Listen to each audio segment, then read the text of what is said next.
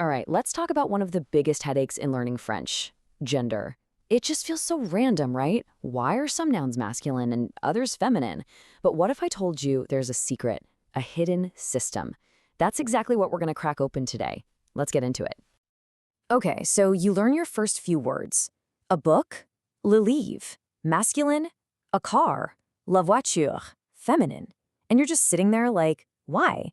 What is masculine about a book or feminine about a car? It makes zero sense. And that's usually the point where everyone just throws their hands up and decides it's all random guesswork. And what does every textbook and teacher tell you? Oh, you just have to memorize it for every single noun. So now you're not just learning one word, you're learning two pieces of information. Un train, une table. It turns learning a beautiful language into this awful brute force memory game. Super frustrating. But what if there's a better way? What if it's not random at all? Imagine there's a hidden system, a kind of code, that once you see it, you can't unsee it. A system that could let you correctly guess the gender almost all the time. Now that sounds way better, right? So here's the big secret. It has nothing to do with what the word means. It's all about how the word sounds. More specifically, it's about the ending. The idea here is to think about it like music. It's not just a jumble of random notes. There are scales, there are keys. And French gender is kind of the same way.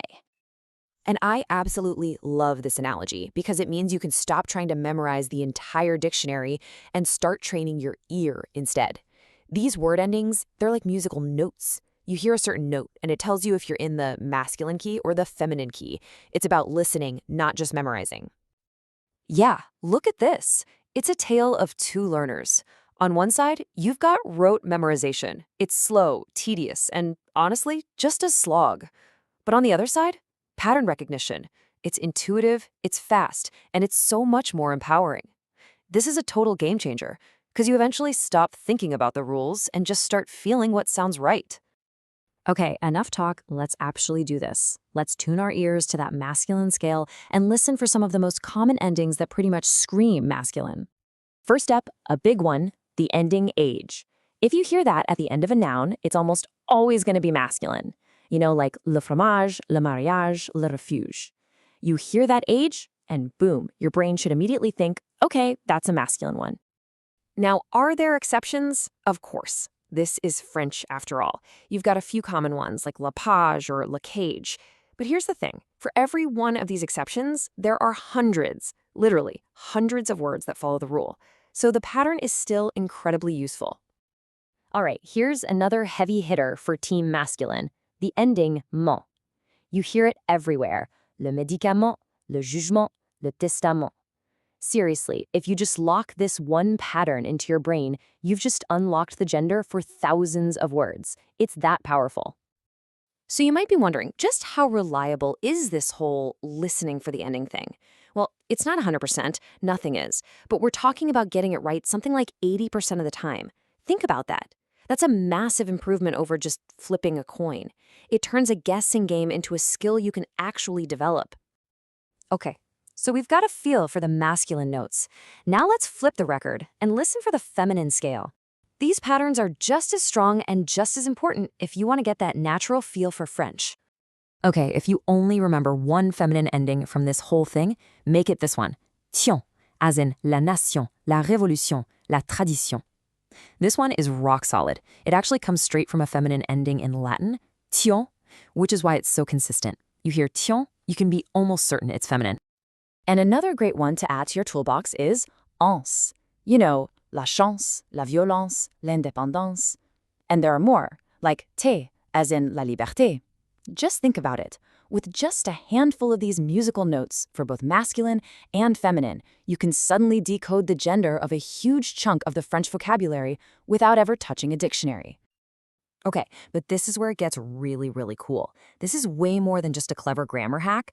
This system of endings, it's like a fossil record embedded in the language. It's a direct line connecting modern French all the way back to its Latin roots. You're literally hearing history in the words.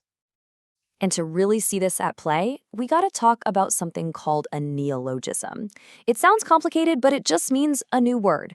See, when French needs a word for a new concept or a new invention, instead of just making something up, it often dives back into its Latin roots to build a new word from old parts. And the perfect example of this is the word for computer. When computers came along, the French didn't just borrow the English word. No, they created their own, l'ordinateur. Now that ending already tells you it's masculine, but the story of how they came up with that word is just awesome. Get this, they built the word from a Latin term, ordinator. And ordinator means one who puts things in order, which is a perfect description of a computer, right? But wait, it gets better. Ordinator was also a term used in a religious context to refer to God as the great organizer of the universe. So the French word for computer has this deep, almost philosophical meaning baked right into it. How cool is that? So what's the takeaway here? You don't have to go become a Latin expert. The point is to just change how you approach this problem. Stop trying to cram your brain with memorized lists. Instead, just listen.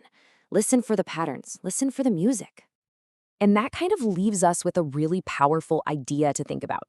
What if the real key to learning French isn't about memorizing rules at all, but about learning to hear the music of the language? What if you just need to tune your ear to its melody?